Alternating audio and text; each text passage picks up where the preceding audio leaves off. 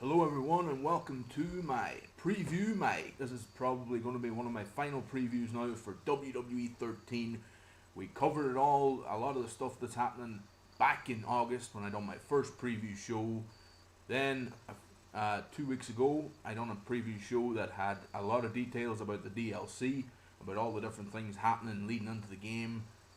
Then I done a montage, a photo montage of the people who I think should have been included in the game, and one of them people I'm going to talk about right now, and he was one of the top stars in the world of wrestling between the late 80s and the early thousands, and I'm talking about Sid Justice. Sid UD, of course, his real name. He is from West Memphis, Arkansas, in the southern United States. And he is, of course, known in the wrestling world, firstly, of course, as Lord Humongous back in the WCW days and in Memphis Wrestling. And then he was known as, in the 1990, he came into WCW and he was known as Sid Justice. And then he came into the WWF in 1992 and was known, in 1991, and was known as Sid Justice. He was known as Sid Vicious in WCW previously, and then came into WWF as Sid Justice, and then left the WWF then after that in 1992 and went back to WCW as Sid Justice, teaming up with Vader in different storylines. He got Sting in the Bulldog, and then came back to WWF in 1995 as Psycho Sid, an insurance policy for Shawn Michaels at the time. And then, of course, turned on Shawn Michaels.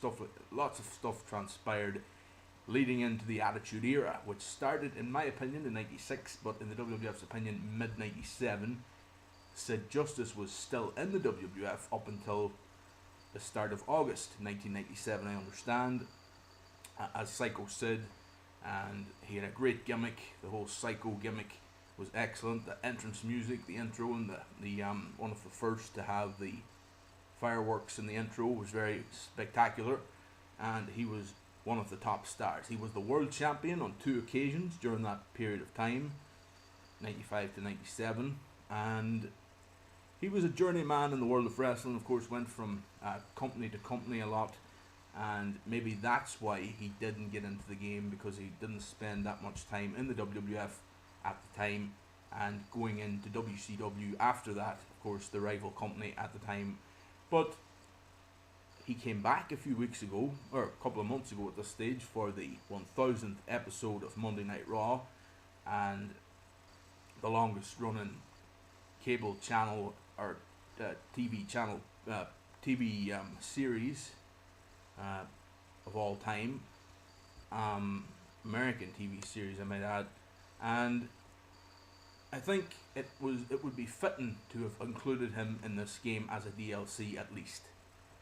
It hasn't been done. Nobody knows why.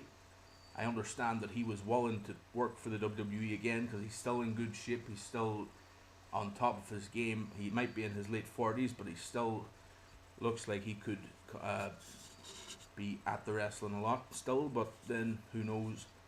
He is doing bodybuilding now for the first time, I understand. He's doing the competitions and stuff. But Psycho Sid would have been a great addition to WWE 13. There's a few major people missing from the game. I think Sid is one of the top of that list. But the cause of Sid are very good in the recent games, and I think that's what we'll have to do again. Download or make great versions of that look like him, and just call him that. Of course, that is just as good these days because you can get the names and the music and everything, and it's more or less having the wrestler in the game, but not the license of that wrestler. But anyway,